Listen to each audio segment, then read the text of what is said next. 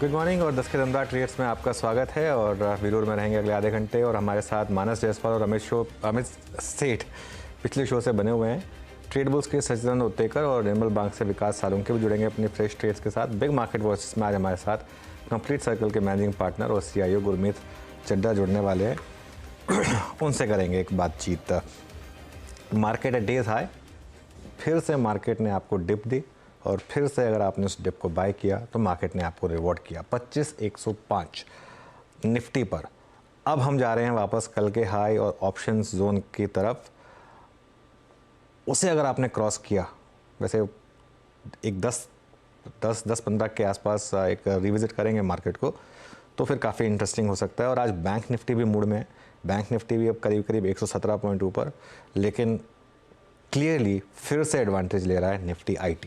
Lower level से शानदार recovery, 250 point नीचे खुला निफ्टी IT इंडेक्स और अब इस समय ग्रीन में। इसका मतलब इंट्राडे में सबसे ज़्यादा जो ट्रैक्शन आया वो आया IT में और उसको लीड किया विप्रो ने, उसके साथ साथ TCS।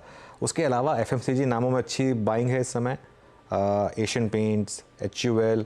और अब जो स्टॉक मूव कर रहा है वो है ICICI बैंक। एक बार ICICI बैंक का इंट्राडे चार्ट लेकर आइए ज़रा स्क्रीन पर। ICICI बैंक डे हाई पर। वीरू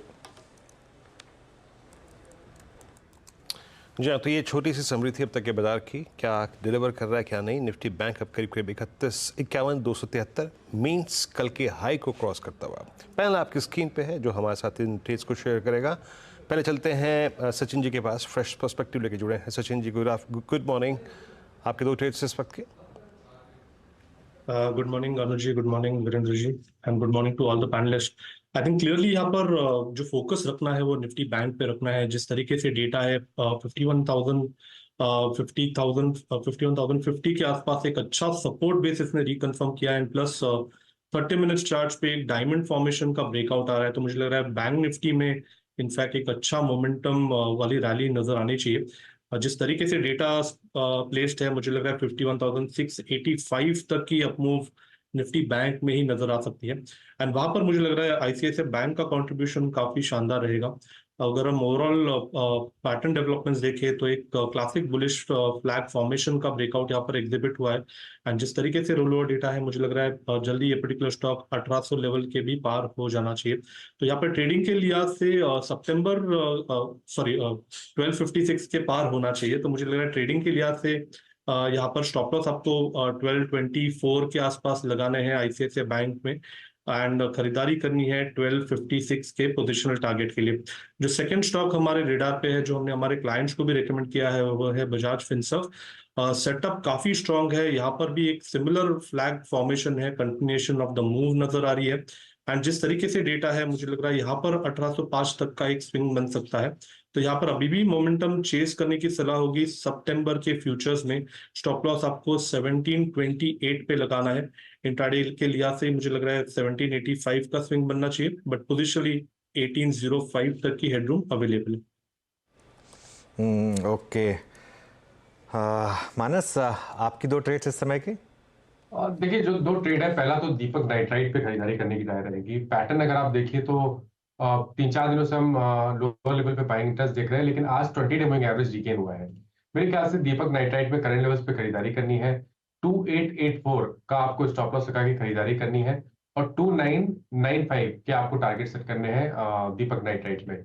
दूसरा स्टॉक है श्रीराम फाइनेंस का। यहाँ पर भी अगर आप देखिए तो कल हमने एक छोटा सा करेक्शन देखा, लेकिन आज रैली रिज्यूम हुई है।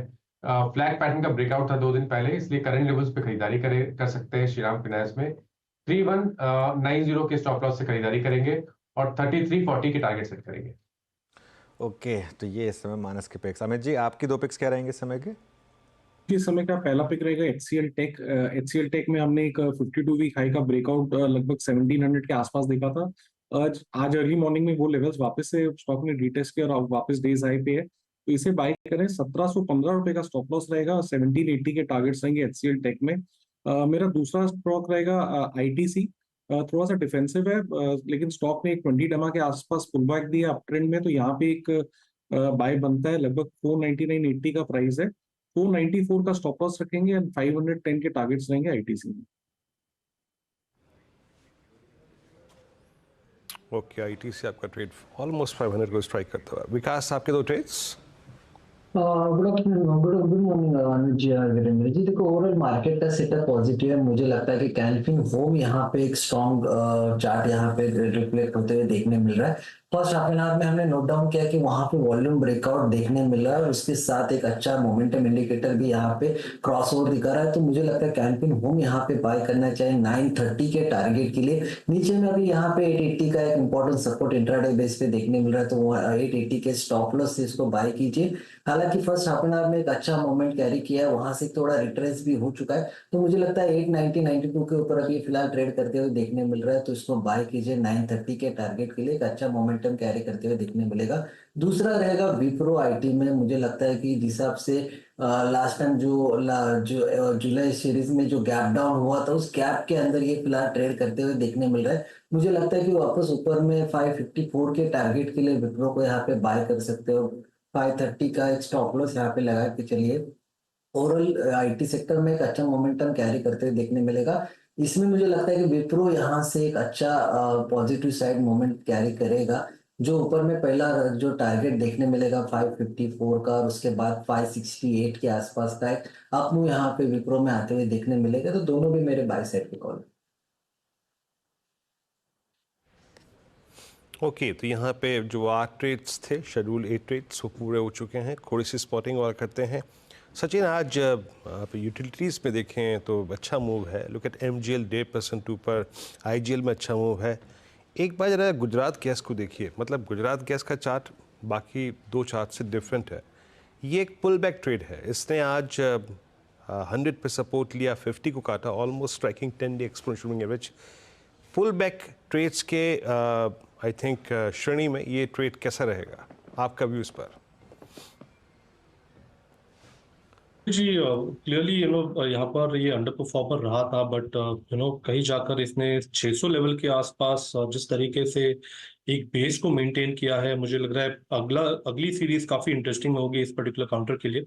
इसका जो डेली आरएसआई है वो लगभग अराउंड 49 के आसपास ट्रेंड हो रहा है। जल्दी इसमें एक ब्रेकआउट की उम्मीद होगी एंड अपने 50 डे एक्सपोनेंशियल मूविंग एवरेज को रिकॉन्कर करने का यहाँ पर प्रयास हो रहा है, जो प्लेस्ड है लगभग अराउंड 612 के आसपास। तो मुझे लग रहा है जल्दी इस पर्टिकुलर स्टॉक में काफी तगड़ी रिकवरी हो सकती है। एंड जो पुल बैक के बारे में आप बात कर रहे हो, मुझे लग रहा है वो पुल बैक एक अच्छे रैली में भी कन्वर्ट होना चाहिए। तो जिस तरीके से स्ट्रक्चर है, मुझे लग रहा है 640 तक की हेडरूम के लिए यहाँ पर लॉन्ग पोजीशंस डिप्लॉय करने में कोई हर्ज नहीं है। स्टॉप लॉस आपको लगभग अराउंड 598 के आसपास प्लेस करना है on a weekly closing basis. Okay, अब एक और स्टॉक पे व्यू लेते हैं। एक बार ज़रा टाटा मोटर्स, एक बार इसका चार्ट लेकर आइए। टाटा मोटर्स इस समय ठीक ठाक मूव्स दिखा रहा है। सचिन, कोई व्यू है क्या इस पर, टाटा मोटर्स पर? अनुज जी, यहाँ पर एक अच्छा कंसोलिडेशन एग्जिबिट हुआ है। इनफैक्ट 1050 1100 के आसपास का जो क्लस्टर है, मुझे लग रहा है ये क्लस्टर से जल्दी ब्रेकआउट होना चाहिए। तो वीकली चार्ट्स को अगर हम देखें तो वहां पर एक बुलिश पेनेंट फॉर्मेशन है, जिसका ब्रेकआउट लेवल लगभग अराउंड 1100 के आसपास ही प्लेस्ड है। तो मुझे लग रहा है यहाँ पर लॉन्ग पोजीशंस बढ़ानी ही चाहिए। इसका वीकली आरएसआई काफी कॉन्फिडेंटली 60 के ऊपर ट्रेंड हो रहा है। तो जिस तरीके से डेटा है, मुझे लग रहा है स्टॉप लॉसेस काफी छोटे ही है। लगभग अराउंड 1055 के स्टॉप लॉस के साथ यहाँ पर लॉन्ग्स डिप्लॉय करें। एंड पोजिशनली मुझे लग रहा है 1230 तक की हेडरूम यहाँ पर अवेलेबल। ओके, चलिए अब एक काम करते हैं, थोड़ा आगे बढ़ते हैं और बिग मार्केट वॉइसेस में अब हमारे साथ कंप्लीट सर्कल के मैनेजिंग पार्टनर और सीईओ गुरमीत चड्ढा जुड़ गए हैं। उनसे बात करते हैं। Gurmeet, good morning. गुरमीत, पहले तो बात करते हैं इस मार्केट की स्ट्रेंथ की। क्या शानदार स्ट्रेंथ रही है यहाँ पर और लगातार 11वें दिन तेज़ी। क्या व्यू बन रहा है अब इस समय आपका? अनुज, आपने बहुत अच्छा वर्ड यूज किया स्ट्रेंथ, क्योंकि एक जो वेरिएबल चेंज हुआ है ना पिछले 4-5 साल में, हम लोग सब बाजार में 18-20 साल से है, वो ये जो स्ट्रॉन्ग फोर्स आई है डोमेस्टिक बाइंग की। आप देखिए रिटेल और एचएनआई प्लस म्यूचुअल फंड का अगर आप ऐड करेंगे तो 16.5% हो गया है, और एफआई ओनरशिप भी लगभग 16-17% है। तो एक मुझे लगता है ये बहुत बड़ा काउंटर बैलेंस है। कुछ कुछ इसके नेगेटिव पॉइंट्स भी हैं बहुत सारे फ्रॉड भी क्रिएट कर रहा है ये कुछ पॉकेट्स में, बट आई थिंक ये काउंटर बैलेंस फोर्स है जिसने काफी सारी हाइपोथेसिस को चैलेंज किया है, और मुझे लगता है कंटिन्यू करता रहेगा चैलेंज करना। थोड़ा सा मीन रिवर्जन होगा मार्केट में। यूएस में हमने देखा रसेल 2000 इंडेक्स बिल्कुल नहीं चला 4-5 साल में, हार्डली 8-9% का कैगर है, 1500 से 2200 गया है 5 साल में। यहाँ हमने देखा स्मॉल कैप इंडेक्स ही 4 टाइम्स हो गया।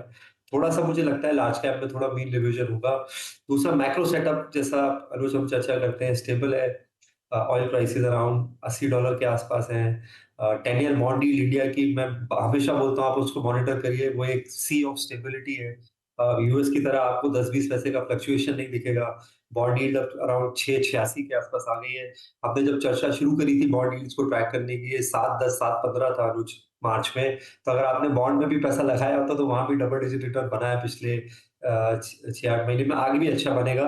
रेट कट साइकिल स्टार्ट हो रही है, डॉलर इंडेक्स रिसीड हुआ है, तो आई थिंक मैक्रो सेटअप जो है अच्छा है। अर्निंग ग्रोथ मुझे वीक लगी Q1 की, स्पेशली अगर आप टॉप 100 स्टॉक्स के बियॉन्ड जाए, वहां थोड़ा सा केयरफुल रहने की मुझे इसलिए मैं बोल रहा हूँ थोड़ा मीन रिवर्ट करिए, थोड़ा रीबैलेंस करिए, क्योंकि ईपीएस जो 4 या 5% आया है BSE 500 का यूनिवर्स का, और लगभग 250 स्टॉक्स हैं जो 50 पी के ऊपर है इन 500 स्टॉक्स में, तो ये सस्टेनेबल नहीं है। आप अगर ईपीएस ग्रोथ लो सिंगल डिजिट और वैल्यूएशन 40-50 है, कोई ना कोई एक्सीडेंट होगा जो आपको आपका आपका नुकसान कर सकता है। तो हमने पैसा अच्छा बनाया है, उतना ही इंपॉर्टेंट है हम अपने पोर्टफोलियो को प्रिजर्व भी करें अगर ईपीएस ग्रोथ कैचअप नहीं कर रही है उन पॉकेट्स में, और रोटेट करें पोर्टफोलियो। बिल्कुल। अच्छा, आपने बात की बॉन्ड यील्ड्स की, आपने बात की ये इंटरेस्ट रेट्स की, तो मैं थोड़ा सा इस पर एक फोकस करना चाह रहा था। अब आईटी ने लीड किया इस मार्केट को, पिछले 10 दिनों में मैसिव रैली हुई है आईटी स्टॉक्स में। क्या यहाँ पर ये जो रेट कट वाली रैली है ये अभी और आगे एक्सटेंड करेगी, और क्या यहाँ पर आपके पोर्टफोलियो में स्टॉक्स हैं? अनुज, शुरू में हमेशा पॉजिटिव कोरिलेशन होता है, क्योंकि यूएस ने जैसी रेट कट की बात करी, आईटी में फर्स्ट मूवमेंट पॉजिटिव होता है। बट हमें मानना चाहिए कि यूएस में इकोनॉमिक डेटा सॉफ्ट आ रहा है। होम सेल का डेटा बहुत सॉफ्ट है, रिटेल सेल का नंबर बहुत अच्छा नहीं है। पेरोल स्पेशली जो नॉन फार्म पेरोल है उसको लेके अब फेड चेयर भी वरीड है। पहली बार हमने वो पावेल सर की स्पीच में सुना। तो मुझे लगता है कि ग्रोथ बहुत जल्दी पिकअप नहीं होने वाली है आईटी में। अभी एचसीएल ने एक एनालिस्ट डे किया था तो उन्होंने बोला है कि थोड़ा इंप्रूवमेंट देखने को मिल रहा है। तो मुझे लगता है यहाँ बाजार रीड करना चाह रहा है, वो प्रीएम्प्ट कर रहा है। ग्रोथ तो अभी भी सिंगल डिजिट में ही है जो गाइडेंस है, लेकिन स्टॉक्स जो है वो काफी ऑलरेडी उसको कैप्चर कर गया है। तो मुझे लगता है लार्ज कैप आईटी में बहुत ज्यादा रनवे नहीं लगता है मुझे इस वैल्यूएशन। अगर आप ऑलरेडी टीसीएस 30 टाइम्स प्लस है वैल्यूएशन पे, इन्फोसिस भी 25 टाइम्स प्लस हो गया है जो रन अप हुआ। इनको सही टाइम खरीदने का शायद अनुज, जब हमने पहले भी चर्चा की थी तब को सब एआई रिलेटेड डिस्ट्रप्शन की बात कर रहे थे, और कोई आईटी को रैली हाथ नहीं लगाना चाहता था 4-6 महीने पहले, और हमने इस बारे में चर्चा की थी। मुझे लगता है बैंक्स पे और एनबीएफसी पे रोटेट करने का टाइम आ गया है।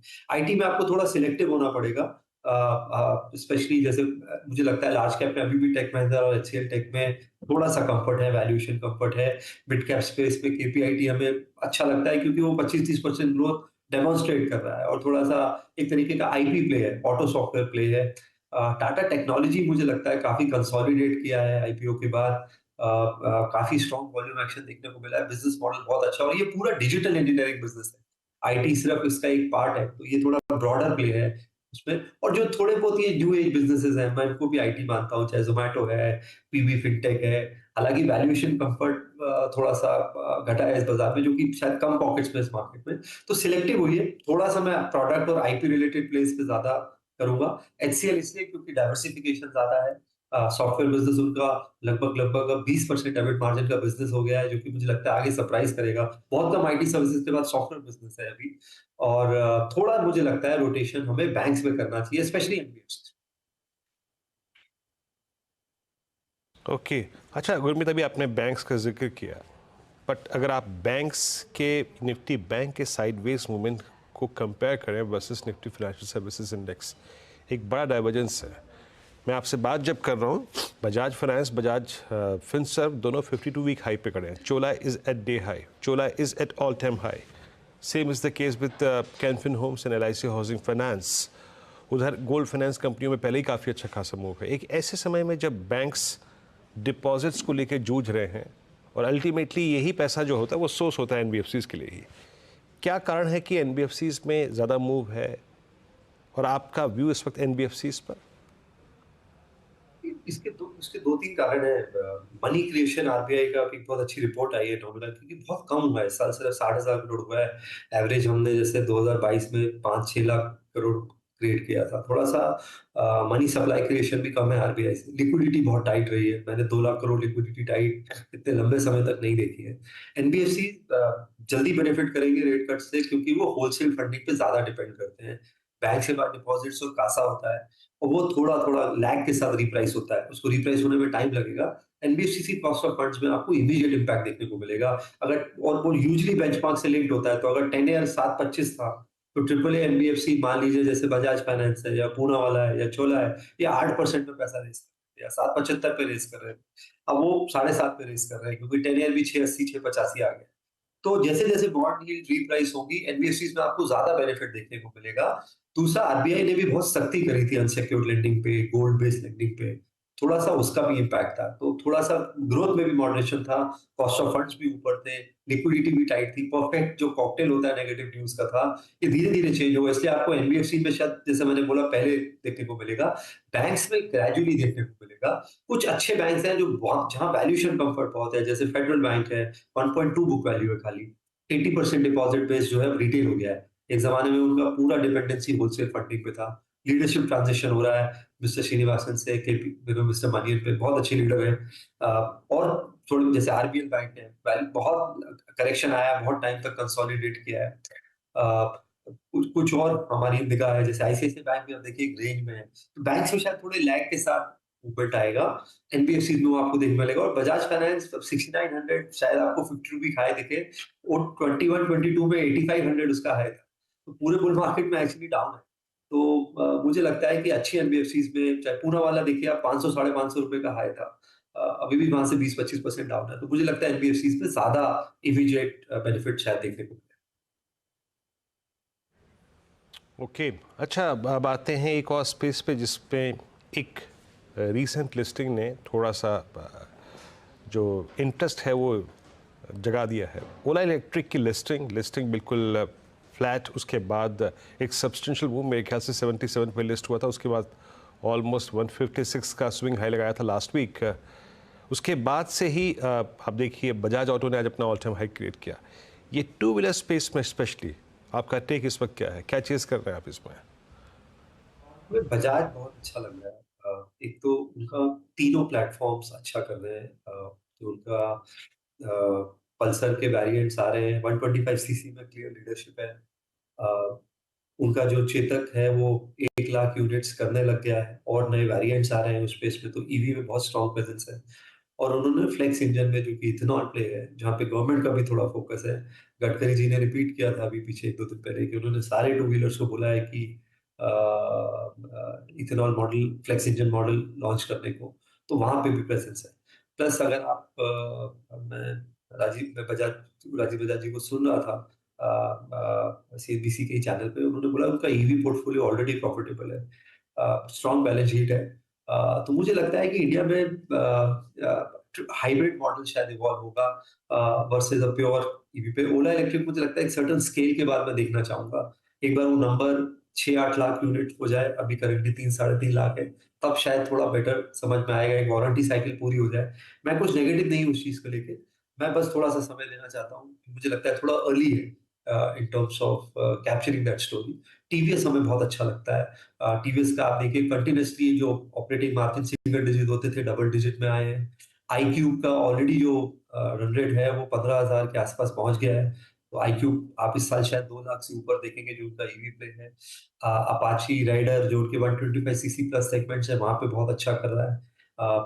तो हम इन दोनों प्लेस में, प्लस जो इनका एंसिलरी प्ले है, जैसे संधार टेक्नोलॉजी है, संधार टेक्नोलॉजी का जो ईवी पोर्टफोलियो है बहुत अच्छा शेप अप कर रहा है।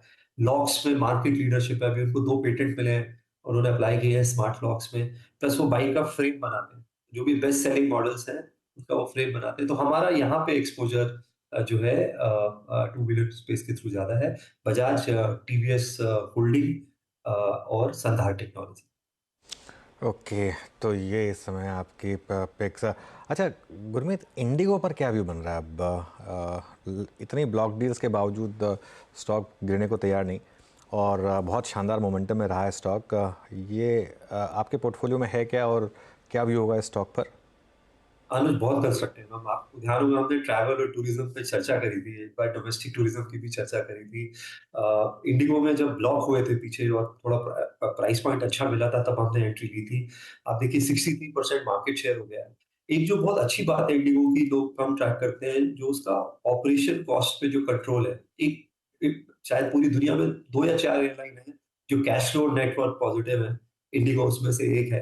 पिछले साल उन्होंने 10 करोड़ कस्टमर्स को फ्लाई किया। तो एविएशन मार्केट बहुत स्ट्रॉन्ग बढ़ रहा है, ये मार्केट शेयर गेन कर रहे हैं। दूसरा उनका इंजन मॉडल लगभग सेम है। अभी जो नया वाला भी उन्होंने लिया है A320, इसका मतलब वो किस जो एमआरओ हम बोलते हैं, मेंटेनेंस रिपेयर, वो किसी भी आउटलेट पे सर्विस हो सकता है, उससे बहुत टाइम बचता है। दूसरा जो उनका टर्न अराउंड टाइम है, वहां पे वो काफी सेविंग कर रहे हैं।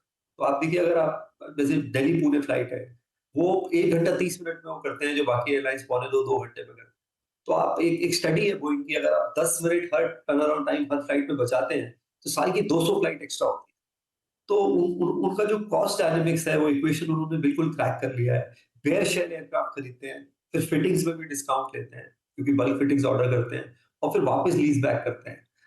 तो बहुत ही अमेजिंग मॉडल है। और मुझे लगता है कि ये जो अभी बड़ा ब्लॉक हो रहा है, अगर इससे कुछ और अपॉर्चुनिटी मिलती है, बस एक जो कंसर्न रहता है वो ये थोड़ा बहुत जो प्रमोटर इश्यूज रहे हैं बीच में, और बड़े बड़े ब्लॉक आते हैं बीच में, वो इसको कैप करता है। बट मुझे लगता है कि बहुत सॉलिड प्ले है। 2/3 market share, business class launch कर रहे हैं, लॉयल्टी प्रोग्राम लॉन्च कर रहे हैं, इनकी पोजीशन और स्ट्रांग होती जाएगी। और अगर थोड़े डिप्स मिलते हैं तो अच्छा एडिशन हो सकता है पोर्टफोलियो में। भारतीय एयरटेल पर क्या व्यू है? अब यहाँ पर भी एक बहुत शानदार वन वे रैली रही है गुरमीत। किस पे? सॉरी, मैं मिस भा, कर गया। भारतीय एयरटेल। हाँ, तो अनंत, आपको ध्यान होगा हमने वोडाफोन वर्सेस भारती का चर्चा किया था, और मैंने बोला था कि बहुत अच्छा टर्न अराउंड देखने को मिला। एक जो बड़ा ट्रिगर मुझे लगता है, एयरटेल काफी रन अप हो गया, 500 लेवल्स पे होता था आज से 1.5-2 साल पहले। तो मोबिलिटी बिजनेस पे तो अच्छा कर ही रहे हैं अनुज, 4G एडिशंस अच्छे हैं। आई थिंक ब्रॉडबैंड एक अलग ट्रिगर हो सकता है। अभी आप देखिए, करीबन सिर्फ 2.25 करोड़ घरों में वाईफाई है, और जो जो जो यूनिवर्स है वो करीबन करीबन 23 से 24 करोड़ घरों का है। क्योंकि अभी जो टैरिफ है वो अभी भी थोड़े से ज्यादा है, 1200 से 1500 रुपए। तो अगर यहाँ पे भी एक चार्जिंग जो जो सैशेटाइजेशन मूवमेंट हुआ था, जो प्रीपेड ने किया था, जो अफोर्डेबल कर दिया था, अगर होम ब्रॉडबैंड थोड़ा अफोर्डेबल होता है, तो भारती बहुत बड़ा लीडरशिप ले सकता है उसमें। तो मुझे लगता है ये ट्रिगर आ सकता है। सेकंड, अगर जियो का आईपीओ आता है, जो मुझे लगता है शायद आज रिलायंस का एजीएम है, मैं प्रीएम्प्ट नहीं करना चाहता, बट अगर जियो का आईपीओ आता है, वो भारती को एक फर्दर मुझे लगता है लेग दे सकता है, क्योंकि जियो का वैल्यूएशन 150-200 बिलियन डॉलर ऐसा ऐसा बाजार मानता है। और तीसरा मुझे लगता है जो जो जो रेगुलर ट्रिगर है, वो कंटिन्यूअस इंप्रूवमेंट इन आरपू है। अगर और टैरिफ हाइक आते हैं तो देखने को मिल सकता है। एक जो अच्छी बात है भारती के लिए वो ये है कि जो उनका एबिट है साल का, और जो उनके एक्सपेंसेस है, वो हर साल 15-18 हजार crore free cash flow add कर, इससे बैलेंस शीट भी डीलेवरेज होगी। आई थिंक ये एक बहुत बड़ा मूव है। और जो अभी उन्होंने ब्रिटिश टेलीकॉम में स्टेक लिया है, मैं उस मूव को थोड़ा सा देखना चाहूंगा। तो लॉन्ग टर्म में मैं बहुत कंस्ट्रक्टिव हूँ। नियर टर्म में शायद, क्योंकि बहुत अच्छा रन अप आ गया है, हो सकता है नियर टर्म अपसाइड थोड़ा कैप्ड। अच्छा गुरमीत जी, इस वक्त आपने एक्सचेंजेस में से, और चाहे वो MCX हो चाहे वो BSE हो, सारे ऑल टाइम हाई पे हैं। डिपॉजिटरीज को देखिए, CDSL ऑल टाइम हाई पे, या फिर ब्रोकरेज में से, इन तीन में से क्या क्या रखा हुआ है अपने PMS में? कुछ ऐड किया आपने? तो हमारा एग्जिस्टिंग एक्सपोजर है सीडीएसएल में, कैंप्स में, मोतीलाल ओसवाल में। From a broking point of view, Motilal Oswal का एएमसी बिजनेस बहुत अच्छा कर रहा है, वापस से रिबाउंड हुआ है प्रतीक अग्रवाल जी के आने के बाद। पिछले 1.5 साल में 1 लाख करोड़ के एसेट्स हो गए हैं। और एएमसी बिजनेस, मैं हमेशा बोलता हूँ, सबसे एसेट लाइट बिजनेस है। मैं इसको इनफाइनाइट आरओई बोलता हूँ। आप 25-50 करोड़ 100 करोड़ में बिजनेस स्टार्ट करते हैं, और फिर वो आपको हर साल 1000 करोड़ पैट देने लगता है एक सर्टेन स्टेज के बाद, जब आप 1 लाख 2 लाख करोड़ ये हो जाते हैं। तो इनफाइनाइट आरओई बिजनेस बोलता हूँ मैं हमेशा उसको। थोड़ा लॉन्ग जेस्टेशन है, बट एक एक सर्टेन स्केल के बाद बहुत अच्छा मुनाफा देता है। बीएससी पे हमारी निगाह रहेगी। अच्छा खासा करेक्शन हुआ है, बट मैं सेबी का फाइनल पेपर देखना चाहता हूँ डेरिवेटिव्स पे, किस तरीके का एक्टिविटी वो कर्टेल करते हैं, कितनी एक्सपायरीज कम होती है, उसका एक बार इम्पैक्ट देखना चाहता हूँ। तो उसके बाद शायद हम एक्सचेंज पे व्यू लेंगे। और अनलिस्टेड में हमने एनएसई में काफी बेनिफिट हुए हैं। हम हमारे क्लाइंट्स अराउंड 900 रुपीज था आज से 3-4 साल पहले जब एनएसई हमने अपने क्लाइंट्स को सजेस्ट करना शुरू किया था। लगभग अभी 5500 रुपए है मार्केट में, ग्रे मार्केट में। तो एक्सचेंज काफी कंस्ट्रक्टिव हूँ, बट शायद अगर एक बार सेबी का थोड़ा प्रॉपर डायरेक्शन आ जाए डेरिवेटिव्स को लेके, उसके बाद शायद एंट्री लेना मेरे हिसाब से ज्यादा मुनासिब होगा। ओके, अच्छा, हेल्थ केयर में अभी फार्मा अच्छा कर रहा है, आपसे प्लस सन फार्मा ऑल टाइम हाई पे, lupin eight all time high पे। फार्मा में इंक्लूडिंग हेल्थ केयर कहाँ गुंजाइश नज़र आ रही है? जो आपका post I think quarterly results analysis है गुरमीत, उसमें आपकी फाइंडिंग क्या थी? क्या है चीज़ करने लगे इस प्राइस पे?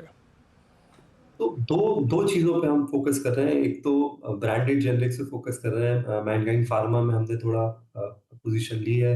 उन्होंने जब से एक्विजिशन किया है 13,500 करोड़ का वुमेन हेल्थ केयर पोर्टफोलियो बहुत स्ट्रॉन्ग किया है। नंबर 1 फास्टेस्ट ग्रोइंग एरिया अगर आप अपने आसपास भी ऑब्जर्व करेंगे वो फर्टिलिटी सेक्टर्स हैं। तो जो बहुत तेज ये ग्रो और ये कंसर्न बहुत बढ़ रहा है। तो ये एक पोर्टफोलियो मुझे लगता है लॉन्ग टर्म काफी बेनिफिशियल होगा मैनकाइंड के लिए। मुझे लगता है डेट जो है 2-2.5 साल में कंपनी जो है रिटायर कर सकती है। करीबन 7,000 करोड़ का डेट लेना पड़ेगा इस एक्विजिशन को लेके। हमने न्यूलैंड लैब्स में हम काफी लकी रहे, स्टॉक ने बहुत अच्छा मूव किया, स्पेशली जो उनका सीडीएमओ पोर्टफोलियो है वो बहुत अच्छा कर रहा है। तो आज सीडीएमओ पोर्टफोलियो में अगर आप 300 करोड़ करते हैं और आप नॉर्मल एपीआई फॉर्मुलेशन में 1000 करोड़ करते हैं, आप लगभग सेम प्रॉफिट कमाते हैं। बहुत हाई मार्जिन बिजनेस है। और एक जो यूएस में बायोसिक्योर लॉ की बात हो रही है, उस पे हमारी थोड़ी निगाह है। अगर वो बायोसिक्योर लॉ पास होता है तो जो आपके एडवर्सरी नेशंस हैं उनसे आपकी raw material sourcing, API sourcing पे पाबंदियां लगेगी।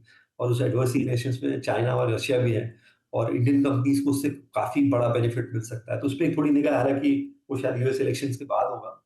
तो जो कुछ अच्छे नाम हैं जो एपीआई फॉर्मुलेशंस में, हम वहां पे थोड़ा फोकस कर रहे हैं। प्राइसिंग स्टेबिलिटी आई है, जो सॉल्वेंट प्राइसेस हैं वो भी स्टेबल हो गए हैं। तो जो पूरे हेडविंड्स थे पिछले 1-1.5 साल के, प्राइसिंग के, इन्वेंट्री ओवर सप्लाई के, वो धीरे धीरे बॉटम आउट होते दिख रहे हैं। गुरमीत, बहुत बहुत शुक्रिया आज हमारे साथ जुड़ने के लिए और हमसे बात करने के लिए। Thank you so much. Thank you.